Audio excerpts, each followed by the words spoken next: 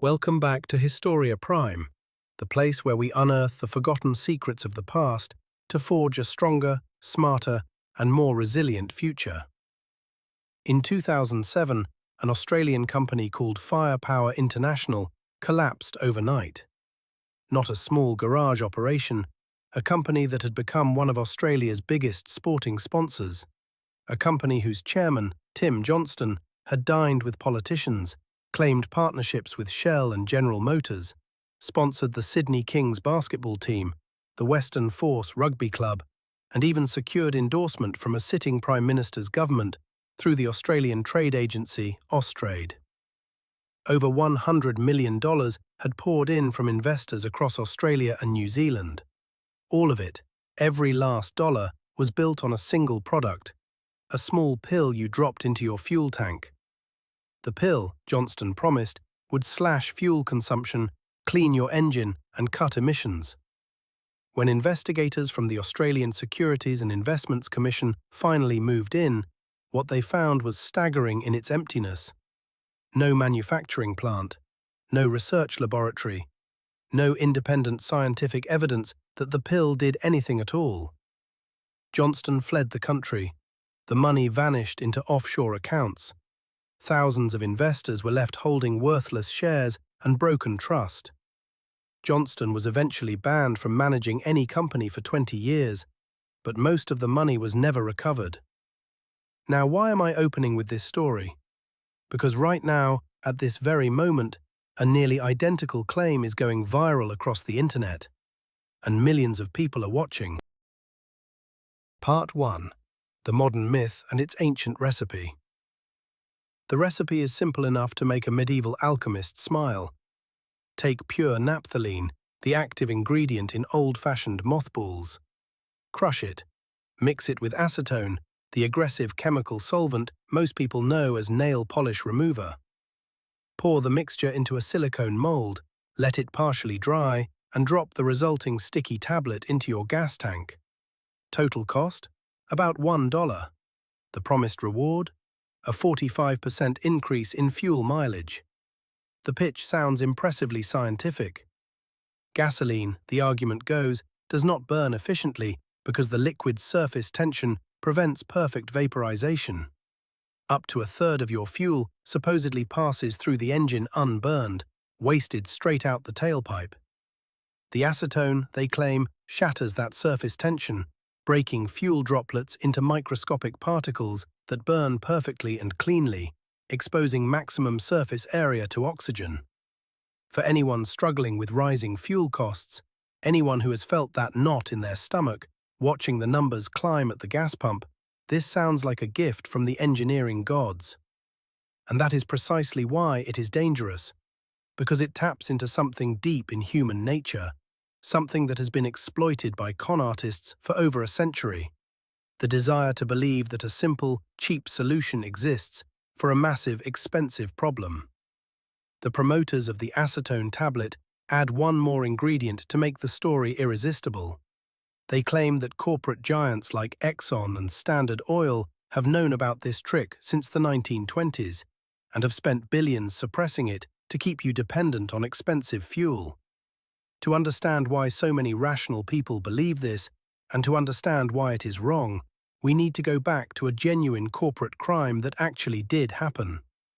Because the tragedy of the acetone myth is that it is built on top of a real historical betrayal. Part 2. The real corporate crime that poisoned a century. There is a reason people distrust oil companies, and it is not paranoia. It is documented history. After World War I, the automobile industry was booming, but engineers faced a serious mechanical crisis. The low-quality gasoline of the era caused high-compression engines to suffer from violent knock, a premature detonation inside the cylinders that could physically tear an engine apart. The industry desperately needed an anti-knock additive. At General Motors' research laboratory in Dayton, Ohio, a chemist named Thomas Midgley Jr., working under the direction of Charles Kettering, was tasked with finding a solution. And here is what makes this story so deeply infuriating. a perfectly good solution already existed. Ethyl alcohol, ordinary ethanol, worked beautifully. Tests conducted by the US Navy and British researchers during and after the First World War had confirmed that a 20 to 30% ethanol blend in gasoline eliminated engine knock, allowed higher compression ratios, and burned remarkably clean. Midgley himself tested ethanol blends and praised their performance. So why did ethanol vanish as an option? Not because of a shadowy conspiracy of silence, but because of something more mundane and ultimately more powerful: patent law and profit incentive. Ethanol could be produced by anyone with a still and access to agricultural waste. A farmer in Nebraska could make it just as easily as a chemical corporation in New Jersey. You simply cannot build a monopoly on something that anyone can produce. General Motors and Standard Oil needed a product they could patent, control, and sell exclusively. In December 1921, Midgley found one. Tetraethyl lead, a heavy metal compound, abbreviated as TEL, stopped engine knock effectively. It was also a potent neurotoxin, but it was patentable. The companies branded it ethyl to carefully avoid using the terrifying word lead, and pushed it onto the market. The consequences were horrific and swift. At production facilities across the country, workers began to suffer severe neurological poisoning. At a DuPont manufacturing plant in Deepwater, New Jersey, the effects were so nightmarish that workers gave their factory a chilling nickname, the House of Butterflies, because poisoned men experienced vivid hallucinations and were seen swatting at insects that did not exist. Over the course of the plant's operation, more than 300 workers suffered lead poisoning, and at least 8 died. Then came the disaster that made national headlines. At Standard Oil's Bayway refinery in New Jersey in October 1924, workers in the tetraethyl lead processing unit began to collapse. Over the course of 5 days, 5 men died after fits of violent insanity. 35 others were hospitalized. Witnesses described workers becoming severely paranoid, running through the plant, screaming that invisible men were chasing them, before being wrestled into restraints. Public health champions sounded the alarm immediately. Dr. Alice Hamilton of Harvard warned that spewing lead dust from millions of automobile exhaust pipes would slowly poison the global population, particularly the neurological development of children. She was absolutely right. But at a 1925 Public Health Service hearing, the corporations pushed back hard. Frank Howard of Standard Oil framed leaded gasoline as essential to civilization. Midgley and Kettering, the very men who had successfully tested clean ethanol just a few years earlier, testified before the government that no viable alternatives to lead existed. They lied, and they won. Leaded gasoline became the global standard for over 60 years, dispersing millions of tons of neurotoxic lead into the atmosphere, the soil, and human bloodstreams around the world. This history is verified and devastating. And it is precisely this legitimate historical trauma that modern scam artists exploit. The logic seems airtight. If the oil industry lied to us about lead for 6 decades, surely they are hiding the magic acetone pill today. But here is where we must draw a critical line between a historical truth and a modern fiction. Part 3. The physics that cannot be cheated. Let me be fair before we go further. The frustration behind the acetone tablet is completely valid. Fuel prices are a genuine burden on working families. The desire to find a cheaper, better way to fuel your vehicle is a perfectly rational human impulse. And given the documented history of leaded gasoline, skepticism toward the oil industry is well earned. But the specific claim of a 45% mileage increase runs headfirst into the most unforgiving referee in the universe, the laws of thermodynamics. And thermodynamics does not care about your feelings, your frustrations, or your YouTube algorithm. An engine is a heat machine. It converts the chemical energy stored in fuel into mechanical motion. But there is a hard ceiling on how efficiently any heat engine can perform. Physicists call it the Carnot limit, a fundamental boundary on how much thermal energy can possibly become useful work. Even in a perfect theoretical engine with zero friction, zero heat loss, and instantaneous combustion, the maximum thermal efficiency hovers around 60 to 66%. In real life, a modern gasoline engine operates at roughly 30 to 35% efficiency. The rest of the energy escapes as heat through the exhaust pipe, heat absorbed by the engine block and radiator, and friction between moving parts. Now consider the chemistry. Gasoline is one of the most energy-dense liquid fuels available, containing approximately 46 megajoules of energy per kilogram. Acetone contains only about 29 megajoules per kilogram, roughly 60% of gasoline's energy content. When you drop that homemade tablet into your tank, you are diluting your fuel with a substance that carries significantly less energy. The proponents argue that acetone acts as a surfactant, breaking fuel into smaller droplets for a more complete burn. But modern fuel injection systems already atomize gasoline at extremely high pressures, often between 30 and 60 megapascals, creating droplets measured in micrometers. In any well-maintained modern engine, combustion is already near complete. There is very little unburned fuel left to unlock. For acetone to deliver a 45% mileage increase while simultaneously reducing the total energy in the tank, your engine would need to operate beyond its theoretical maximum efficiency. It would need to violate the Carnot limit. That is not an engineering challenge that can be solved. It is a physical impossibility.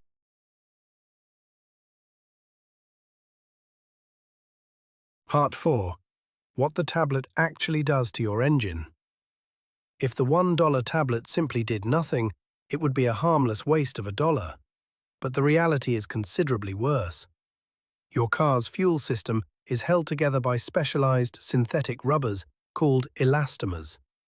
Materials like nitrile, neoprene, and Viton are specifically engineered to withstand prolonged contact with gasoline and diesel. These elastomers form the seals, O-rings, gaskets, and diaphragms that keep highly pressurized, highly flammable liquid safely contained within a network of fuel lines, injectors, and pumps. Here is the critical detail. Gasoline is a non-polar solvent. The elastomers in your fuel system are designed to resist non-polar chemicals. Acetone is a powerful polar solvent.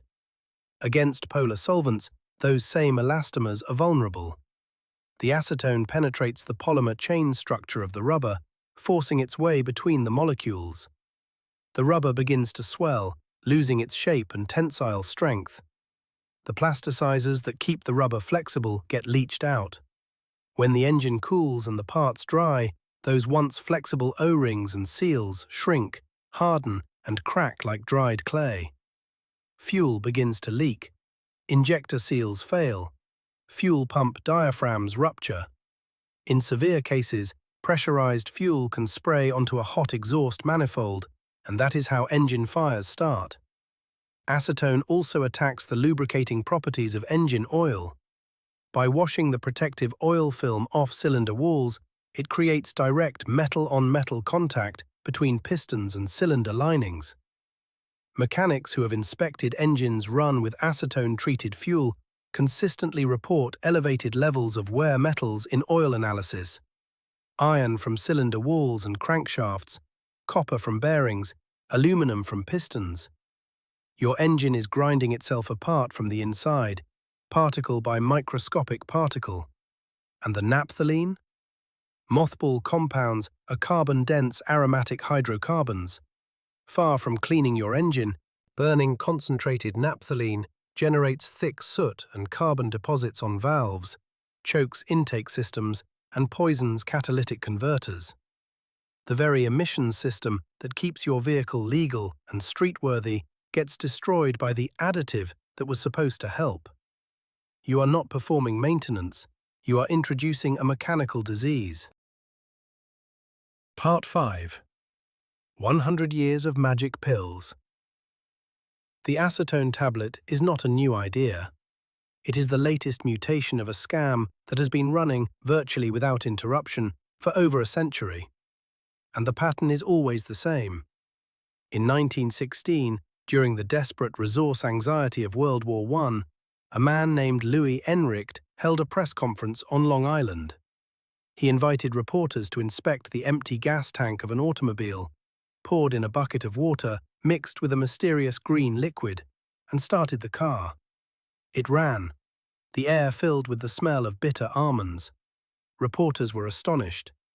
Henry Ford himself expressed interest. Investors rushed in with money. The problem? Engineers who analyzed the demonstration later determined Enricht was almost certainly using an acetone and acetylene solution, a volatile mixture that would briefly power an engine, but would also rapidly corrode it. Enricht was eventually convicted of fraud in a related peat-to-gasoline scheme and sentenced to 7 years in Sing Sing prison. From the 1950s through the 1970s, a blue-collar worker from Illinois named Guido Franch sold investors on a green powder he called motor fuel, the word atom spelled backward. Franch claimed a fictitious German scientist had invented the formula. He conducted hundreds of demonstrations over 2 decades, and at his first trial in 1954, a prosecution witness actually admitted under oath that the product might work, leading to Franch's acquittal. But he kept taking money from investors, and in 1979, Franch was finally convicted of fraud. In 1983 in China, Wang Hongcheng announced his Hongcheng Magic Liquid, which supposedly transformed ordinary water into fuel with just a few drops. Chinese state media covered it enthusiastically, and Wang received public funding to commercialize the product. But no commercial product ever materialized. It took over a decade before the Chinese government launched a campaign against rising pseudoscience, investigated Wang, and eventually imprisoned him for fraud. In India in the 1990s, a man named Rama Pillai captivated the nation by claiming he could convert water into fuel by boiling leaves from a miraculous bush. Scientists at the Indian Institute of Technology were initially amazed. The government gave Pillai 20 acres of land to cultivate his wonder plant. Then investigators caught him using sleight of hand to secretly substitute kerosene during his demonstrations. In 2016, after a case that dragged on for 2 decades, Pillai was convicted of fraud and sentenced to 3 years in prison. And then, of course, there was Firepower International. Tim Johnston did not just sell a pill, he sold a narrative of disruption. He wrapped himself in the credibility of government endorsements, military connections, and celebrity sponsorships. He made investors feel like insiders joining a revolution. Over $100 million later, investigators found nothing behind the curtain. Every single one of these scams followed the same playbook. Promise extraordinary savings. Invoke the name of powerful forces trying to suppress the technology. Create a story where the buyer feels like a rebel outsider beating a corrupt system. And exploit the very real, very legitimate frustration that ordinary people feel about energy costs. Part 6. What actually works and the one skill that protects you. After everything we have covered, the thermodynamics, the chemistry, the century of broken promises, what genuinely helps? The honest answer is not exciting, and that is exactly why it works. Use quality fuel from reputable stations that meet top-tier detergent standards. These fuels contain scientifically validated additive packages, certified to safely clean fuel injectors without damaging rubber seals or catalytic converters. They are not magic, they are engineering. Change your oil at manufacturer-recommended intervals. Replace your air filter when it gets dirty. Keep your tires properly inflated, because underinflation alone can cost you 3 to 5% of your fuel economy. Drive at moderate, consistent speeds and avoid jackrabbit acceleration. None of these measures will double your mileage overnight, but combined, they can deliver a real, measurable improvement of 10 to 15%. And more importantly, they protect your engine so it lasts well past 200,000 miles. In the long run, a well-maintained engine that survives for years will save you far more money than any miracle pill could ever promise. But beyond the mechanical advice, there is a deeper lesson running through every story in this video. The greatest advances in human survival have never come from magic shortcuts. When we look at the history of public health, the breakthroughs that truly saved millions of lives were not glamorous. Boiling drinking water, washing hands before surgery, understanding that diseases were caused by microorganisms, not bad air, safely managing sewage. These were the unglamorous, evidence-based practices that conquered cholera, typhoid, and plague. They worked precisely because they were grounded in reality, not wishful thinking. The same principle applies to every decision you make with your money, your health, and your machinery. When someone offers you a miracle, whether it is a pill for your gas tank, a supplement that cures everything, or a financial shortcut that guarantees overnight wealth, run it through a simple filter. Does this claim violate known physical laws? If it works this well, why is it being marketed on social media instead of licensed to every automaker on Earth? And ask yourself the hardest question: am I being sold a product, or am I being sold a story about suppressed secrets that is designed to make me feel like an insider while making me a victim? Remember Tim Johnston. Remember the firepower pill. $100 million, endorsements from governments, athletes, and celebrities, and behind all of it, absolutely nothing. The real survival skill, the one that protects your engine, your wallet, and your future, is not a secret formula. It is the discipline to pause, investigate, and demand evidence before you act. That simple habit has saved more lives and more money across human history than every magic pill combined. Thank you for joining me on Historia Prime. If this story has sharpened your instincts against the next miracle hack before it costs you, please subscribe and share this video with someone who needs to hear it. Let us keep learning from the past so we can make smarter choices in the present. Until next time, stay curious, stay critical, and keep surviving.